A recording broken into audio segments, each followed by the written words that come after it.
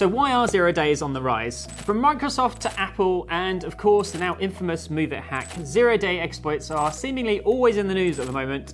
So what's causing this increase, and more importantly, how can you protect your business from potential zero-day disaster? I think we're seeing a rise in zero days for a number of reasons, one of which is that systems are getting way more complicated and also software is getting more complicated.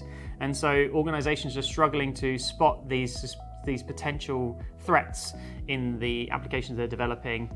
And as these organizations are using fairly complex solutions, and maybe some of them are quite new to them, I think we're finding organizations are missing common configurations, but also more importantly are not setting their applications that they develop up in a way that's secure by design. I think that there's a certain amount of this comes down to the increased amount of nation-state activity we're hearing about. Whenever a nation-state attack happens, of course, at some point, somebody is going to find out exactly how they did it, and that zero-day is going to be exposed to the general public.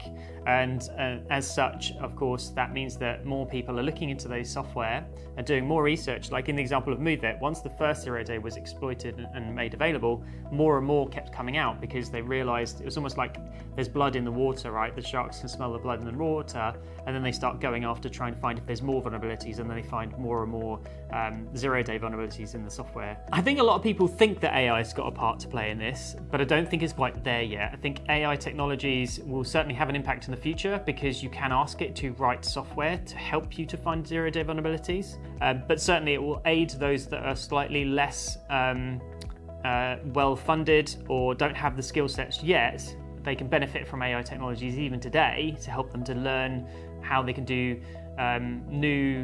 generate new code or create new vulnerabilities or exploits that can be used against software technologies.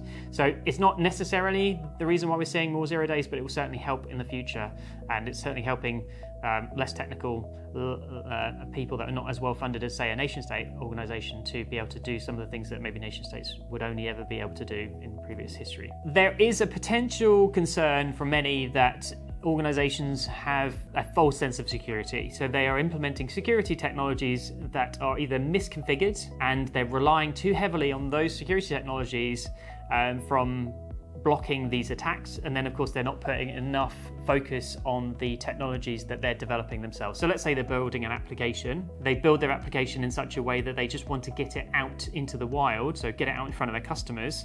When it comes down to implementing security controls, maybe they haven't put as much rigor or developed the solution with security in mind from the very beginning. So we're massive advocates, especially I am a massive advocate of building so secure by design technology, so developing a product as it's going to be secure from the very beginning. So if you think about a WAF, an application firewall, they put it in front of their web application in order to protect it from known attacks, which is normally what these tools are very good at. They can detect some unknown attacks, but generally speaking, they're based on signatures. A zero-day won't have a signature yet.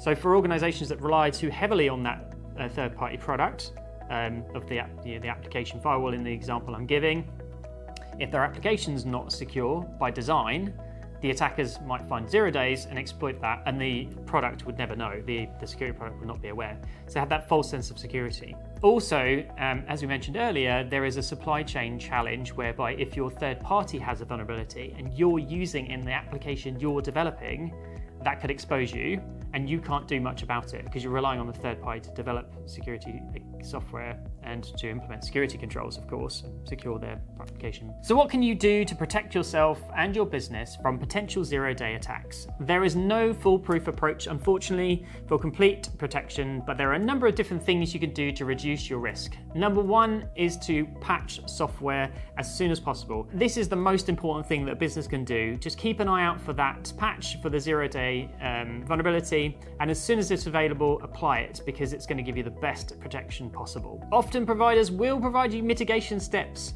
that will help you to resolve the issue before the full patch comes out, so it's best practice to follow those as a priority whilst you wait for the full patch to come out. Web application firewalls and intrusion prevention systems can help you to protect against the attacks while there is no way to officially patch the vulnerabilities that have been identified. I did mention earlier that signatures are not a great way to detect attacks. You can't rely on them, but in this scenario, if you do spot something that could be the signs of somebody exploiting the zero-day, you can at least create create some way in which to block those attacks as they happen. And of course, educating employees about cybersecurity best practices. Employees are often that weak link in the security chain, and by educating your employees about the cyber attacks and policies that you've got in place to protect your business can help to reduce the risk, and they will often fall victim to social engineering attacks. So having something in place that can help to reduce that risk, not that it's specific to 0 days, but sometimes it's a layered attack. So they'll do a bit of social engineering and also